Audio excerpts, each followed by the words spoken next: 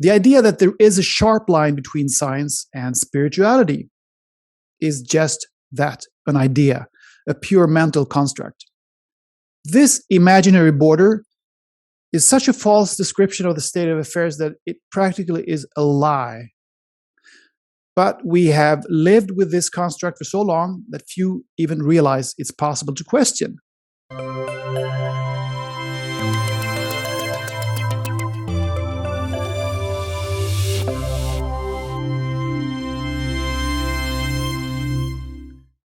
Hello, everybody. Welcome to Mind the Shift. My name is Anders Bolling. I'm your host. This episode is something that I have already before published on the blogging platform Medium. So if you want it in writing, in written form, please visit andersbolling.medium.com and you can find it there. This episode is about humankind's most pivotal revolution in the coming decades and centuries, hands down. It is about meaning, future, consciousness, society, and science. Its message is more important than anything I have ever conveyed before. Now, if that doesn't tell the viewer or listener much, which is understandable, I can say that this conclusion goes for most writers and communicators out there. Many feel an emptiness and a lack of purpose before the future. This sense of meaninglessness is basically derived from the dreamlike illusion of separation and death that we've been living in for thousands of years. We've tried to mitigate our fear of death and our feeling of loneliness through the idea that more physical assets or larger social or cultural capital can enhance the quality of life. There are no more land masses to discover on the planet anymore.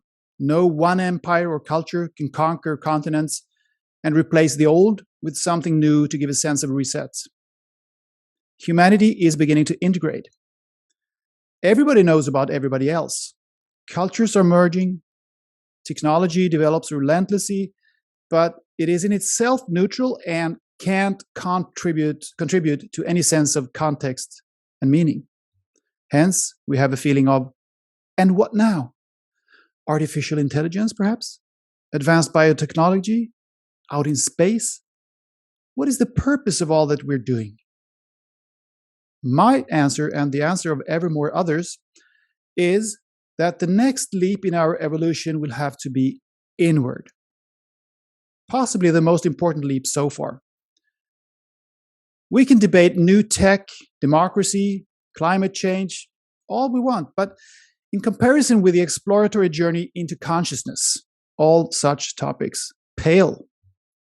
It is a journey that will bestow us with two revolutionary insights: that the essence of what is a human being does not die when the body dies, and that we are the creators of our own lives, because consciousness precedes matter. It is a journey that leads to freedom, and many scientists have already jumped on.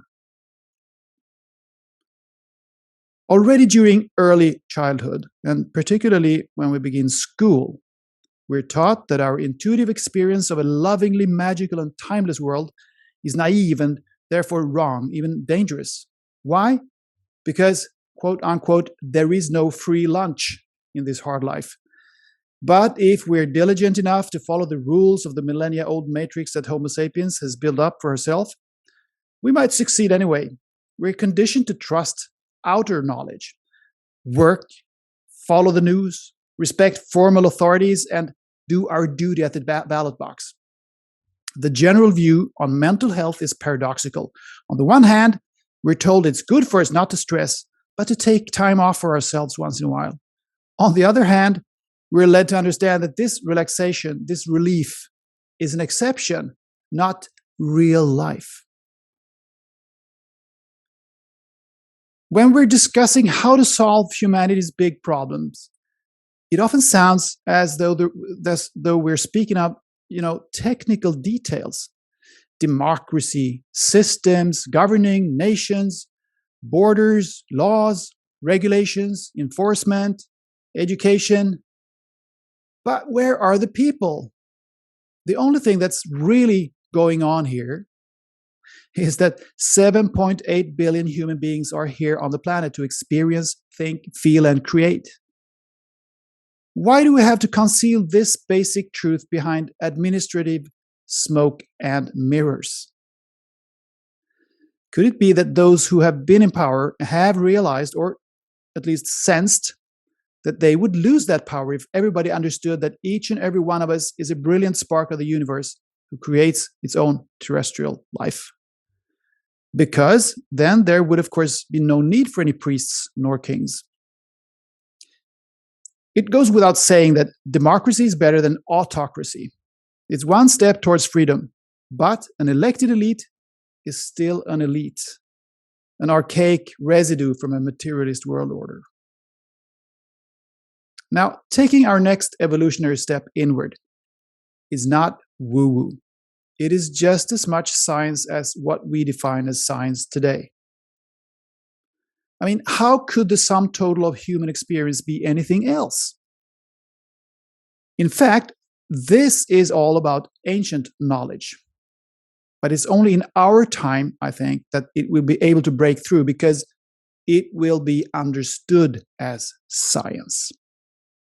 Which all knowledge is, of course. I mean, it's just that our culture has been wearing physicalist blinders. The idea that there is a sharp line between science and spirituality is just that, an idea, a pure mental construct. This imaginary border is such a false description of the state of affairs that it practically is a lie. But we have lived with this construct for so long that few even realize it's possible to question. By the way, every line that's been drawn between different scientific disciplines is also illusory. These lines probably had some purpose during the era of intense searching for detailed knowledge about the outer world. But today we've come so far that it's obvious for every trailblazer that we can get further only if we adopt a holistic view, if we see that everything is connected. Quantum physicists and astrophysicists have long tried to come up with a theory of everything. And nowadays, the notion that over 95% of the universe consists of so-called dark energy and dark matter, which we can't perceive with earthly senses or gauges that notion is today mainstream. And Einstein's and Weil's daring idea about a unified field, which holds everything together in the universe, is part of today's theory building in physics. What then does this everything consist of? It may sound like a stupid question, but I think it needs to be answered to make it clear. It consists of every wave of energy, every particle, every drop of water, every human cell, every human being, every planet, every star, and every galaxy, and every parallel universe, if those exist. To psychology, these insights ought to be uncontroversial, but the scientific discipline that deals with our inner world is surprisingly entrenched in the materialist paradigm, which says that the brain is the source of and the explanation for everything we experience. Many psychologists use terms such as soul life without actually meaning what they say. They really mean neurological activity. But there are brilliant exceptions. The pioneer William James suggested already in the 1890s that consciousness stands on its own and that the brain is to be considered a kind of filter, a metaphor that today might be translated into a TV set or a computer connected to the internet. And modern cloud services help enhance the analogy further. Carl Gustav Jung's groundbreaking theories about the collective unconscious were decades ahead of their time. Etzel Cardenia, professor of psychology at Lund University in Sweden, gives this description of the state of play when it comes to how much we know about these things today. Etzel says the following: from a reductionist or materialist standpoint, we don't have any explanation that is even close to being satisfactory to why we're conscious of anything at all. In school, again, our children are told that we know this. That's what they hear. We know this. We know that the Big Bang occurred 13.8 billion years ago. We know, say the teachers, that life emerged in a primordial molecular soup where lightning struck, that humans are the result of an incredible long series of chance mutations in an originally simple primate, and that every emotion, thought, and memory are produced by neurons in the brain. But the truth is that this is what conventional science believes based on the signs and circumstances we have found and interpreted in the physical world so far. An explanatory model which accounts for non-physical processes, where things that don't seem to be connected are connected, which quantum physics tells us. Such a model can explain many things that are incomprehensible within a strictly materialist worldview. The core question here is to answer. The core question to answer here is what philosophers call the hard problem of consciousness.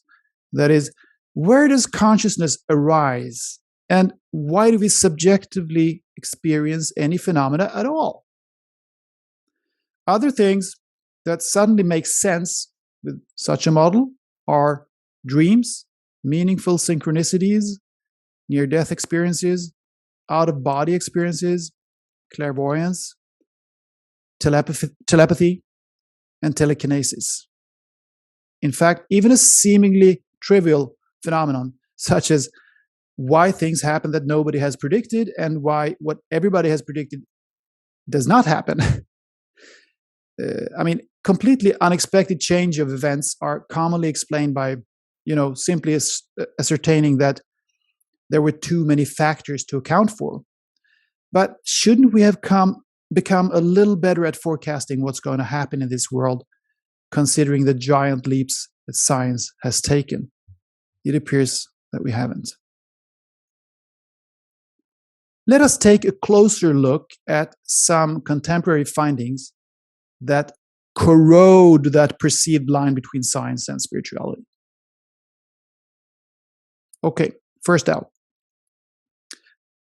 When medical science in the 1960s began to be able to resuscitate people who had suffered cardiac arrest, a portal was opened. Now, there have always been stories about people who've died, gone to what they describe as some version of heaven, and then come back to life on Earth. But before our time, cases were rare. Since the first successful life-saving efforts in the ICUs, an enormous number of people all over the world have come back to life after longer or shorter periods of cardiac arrest and, even more interestingly, a clinically dead brain. Most of these people have no memories from their sojourn in the realm of the dead, so to speak. But a small percentage of them have, and that's enough for us to have today access to thousands of personal accounts of crystal clear memories of conscious experiences during minutes when, according to materialist science, it wouldn't be possible for the brain to produce even hazy dream images. Several studies have been conducted where people with such near-death experiences, NDEs, have been interviewed and followed up. And what the interviewees have in common is the clarity of their memories, a feeling that what they experienced was more real than this reality. They say things like, the dream is this physical life, not the other experience. And also a sense of being surrounded by immense love and peacefulness.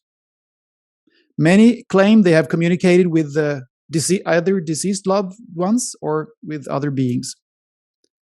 In a statistically significant number of cases, brain dead persons have, after waking up, told about what has occurred or been said in the physical space, things they could not possibly know anything about. Sometimes events in the hospital room, sometimes events in locations farther away. Among the most known cases of NDE, neurosurgeon Eben Alexander stands out. He was a natural science-minded religion skeptic when he, back in 2008, suffered a brutal bacterial attack on his brain. And his brain was completely knocked out for nearly a week. The doctors gave Alexander a 2% chance of survival to a life as severely mentally disabled. But he woke up spontaneously, and a few years later, he wrote a book and began lecturing about the hyperreal heavenly realm that he had been a part of during his time as clinically dead. And cardiologist Pim van Lommel, Dutch cardiologist, he saw so many materialistically inexplicable cases during his career that he decided to conduct a large longitudinal study, which resulted in the book Consciousness Beyond Life, which is a fascinating guide to near-death experiences.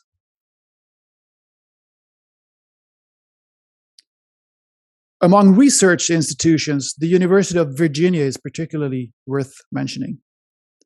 Its Division of Perceptual Studies has done research on the non-physical aspects of consciousness since the 1960s. The founder, Ian Stevenson, and his successor, Jim Tucker, have made great contributions to bridge the gap between science and spirituality. Near-death experiences are an important part of the research, but the division has also published fascinating studies of children who tell about past lives. Also, in this body of research, there is a small but significant number of provable recounts of concrete details which, on scrutiny, have shown to be correct parts of the lives of actual persons, individuals who undoubtedly have existed and died, and about whom these young children could not have informed themselves in any other way.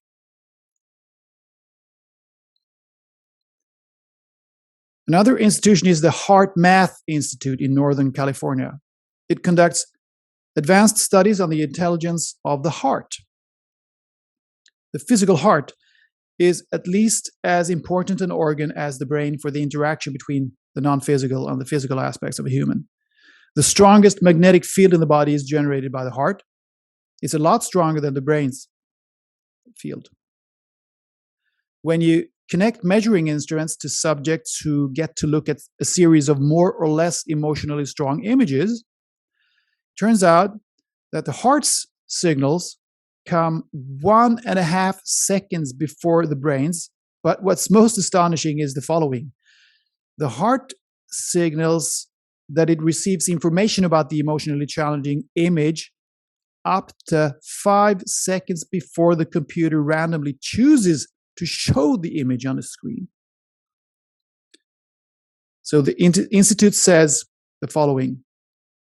There is compelling evidence to suggest that the physical heart is coupled to a field of information that is not bound by the classical limits of time and space. Let me say that again. There is compelling evidence to suggest that the physical heart is coupled to a field of information that is not bound by the classical limits of time and space. That's pretty heavy, in my view.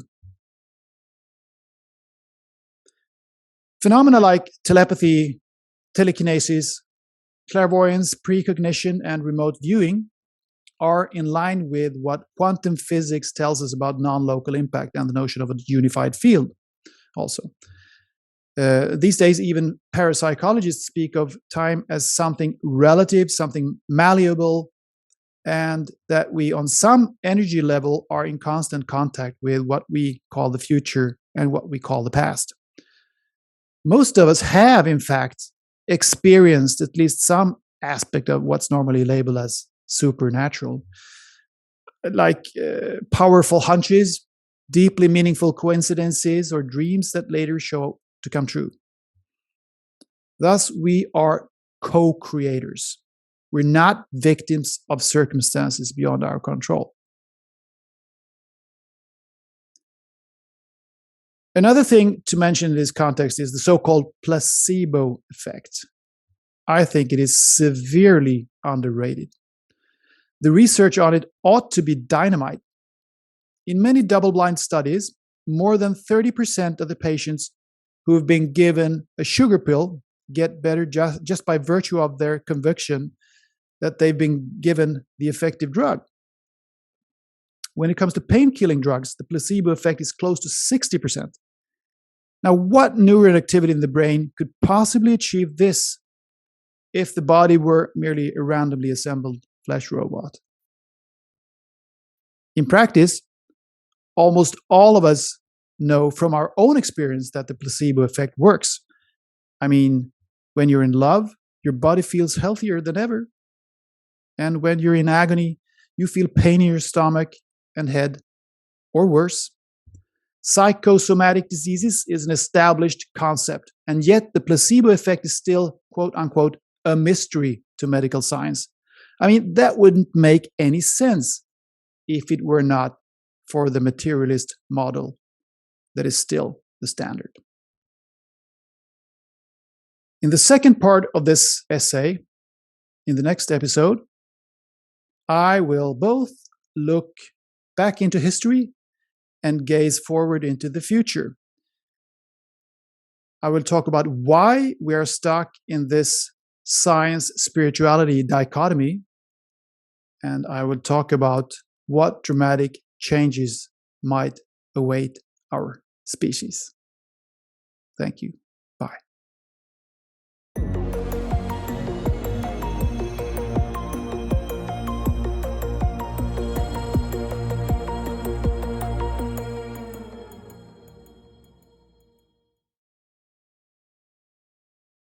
If you like this video and other interviews and talks on Mind the Shift, please like, share, and subscribe. I appreciate all the support. Thank you.